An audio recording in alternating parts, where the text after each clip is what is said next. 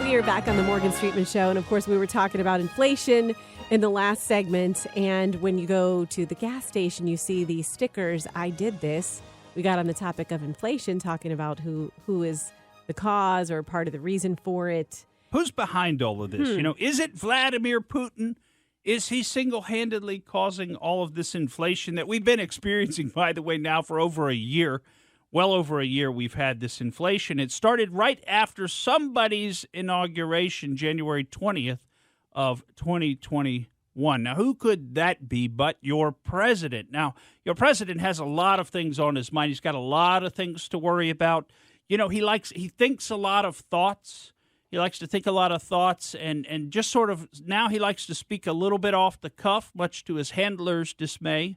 Nobody in his staff likes it when he starts speaking off the cuff, when he doesn't follow the teleprompter. But part of his problem with following the teleprompter is he can only about half read it, it seems like, anymore. He's sort of just reading the first part of the word and guessing the rest of the word. And we had a little incident of that in the past week, which we are going to get to, but it brought to mind some you wouldn't even call these gaffes, but when he goes off script, you've got to love it. When the true Joe Biden comes out, as it did a few weeks ago, we almost were able to get to this particular first clip that we're going to play for you, but we didn't quite get to it. Well, I want to get to it because this one hits close to home. Now, you got to wonder what's on his mind that all of these thoughts and feelings are coming to the fore when he goes off the cuff. I mean, we don't have to hunt very hard for the answer, I think, to the question, if you get the little pun there. But if we just listen to what he said. We established a new civil rights cause of action for those whose listen closely. Images were shared on the public screen. How many times have you heard, I'll bet everybody knows somebody somewhere along the line, that in an intimate relationship, what happened was the guy takes a revealing picture of his naked friend or whatever, compromising position, and then literally, in a sense, blackmails or mortifies that person. I mean, everybody knows somebody. I mean, surely everybody knows somebody who's been in an intimate relationship with their friend and taken naked pictures and then blackmailed their friend. I mean, who could Joe know who's done that? Who does Joe know who takes a lot of naked pictures with a lot of different people? I don't know. Is Joe doing it? Are there pictures we haven't seen from Joe that haven't come out yet? Do we have to hunt around for this answer? It just gives you an idea. Everybody knows somebody. It's like that must really be top of mind. That must really be in your circles. That's how things happen. And that's how that's probably how he self-justifies what Hunter does with his life. Oh, this is just normal. You know, everybody knows somebody who gets into these kind of strange picadillos with their friends naked and taking pictures and blackmailing them. I mean, come on, guys. You know, I'm sure you've done that, Pat George. I mean, I know I haven't. I know Roxanne hasn't, so it must be you. Not on my new phone. Okay, not on your new phone. Yeah, that was back when you had the Razor flip phone, right? You know, Joe's got a 33% approval rating right now. Ooh, knocking it out of the park. And that, you know, I've got to think that's slanted, like most polls are slanted. So now what's interesting about this tweet, I had to run this off of Twitter. It wouldn't let me download it. I don't know if that's some new anti-Elon Musk takeover measures that they're putting into place, but I actually couldn't download that one from Twitter. So it kind of started running before I had fully set it up. We'll see if we can get this other one that I did. I mean, things are getting tough. I got to tell you here in the layperson sphere of trying to pull these audio clips and get them off of YouTube and Twitter, things are getting harder. And so now I've got to run an actual MP4 video to get this next clip. But this is the one just happened last week. And again, we can hear some of the thoughts in Biden's mind. Now, I want you to listen very carefully to this, and then we're going to follow up with what the White House has actually amended the transcript. So you got to love that when they're going in and they're amending the actual transcript of what he actually said, and then they're going to gaslight you, by the way, and say, no, he didn't say that. He didn't. Did you read the transcript? You didn't read the transcript.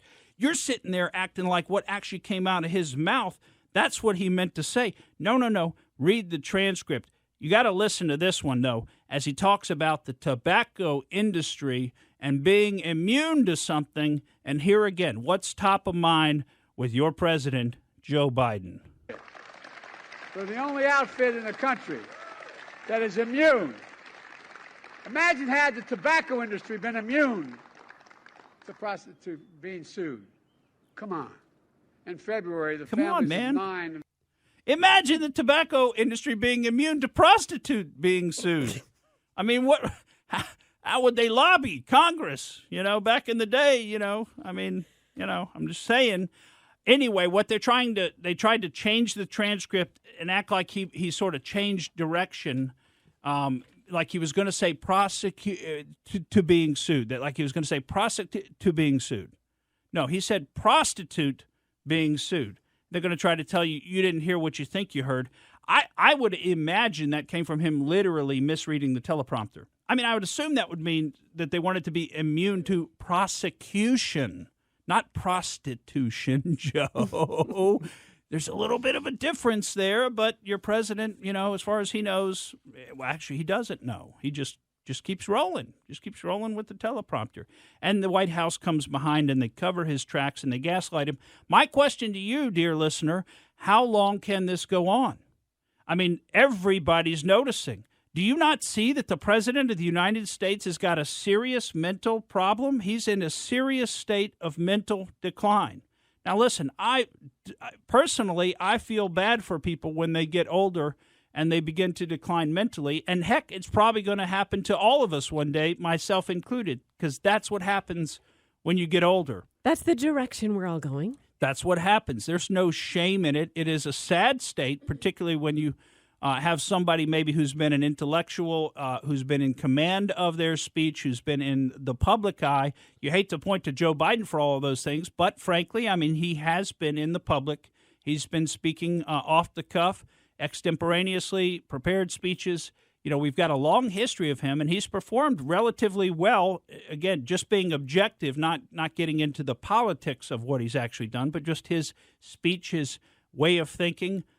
He's obviously been competent, and if you can't tell that something has changed, something drastic, and so my question is, how does that make you feel as an American citizen? Besides, get past the idea of embarrassment, where I'm embarrassed at my president who's going out across the world and doing these things. Forget that feeling that you might have legitimately. You might have legitimate embarrassment at your president. But how does it make you feel to know that this is the person who makes the ultimate decisions on us going to war and or nuclear war? And there's been certainly talk of that with Russia, this idea that we, might not be such a bad thing if we got into a nuclear war with Russia. I don't know who they are talking to come up with a concept like that. But that, to me, is just the height of idiocy to consider that we would want to be in some kind of a nuclear war with Russia.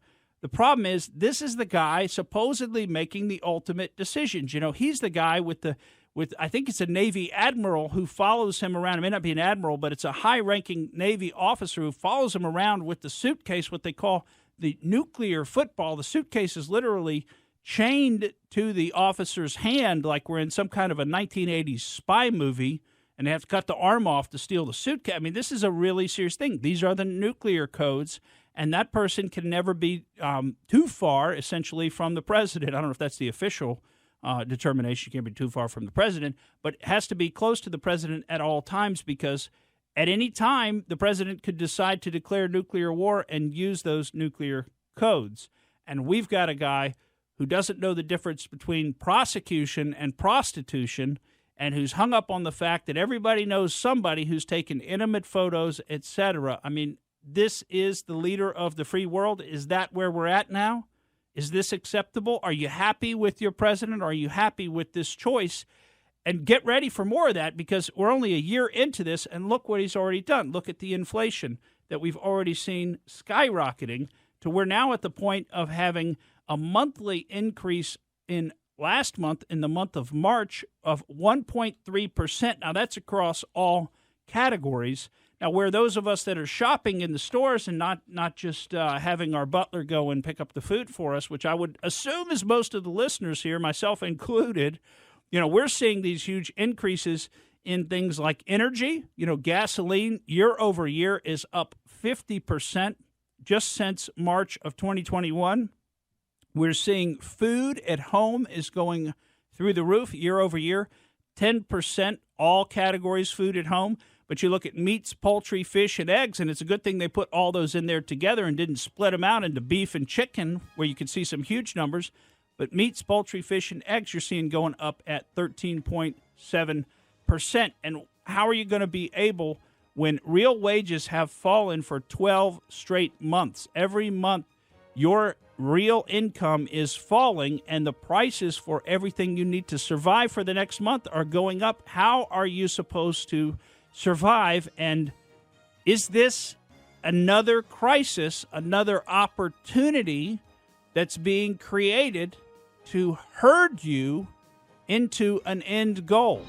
Thank you for listening to the Morgan Streetman Show. We hope you enjoyed what you heard, and if you did, please click like and subscribe to help us out.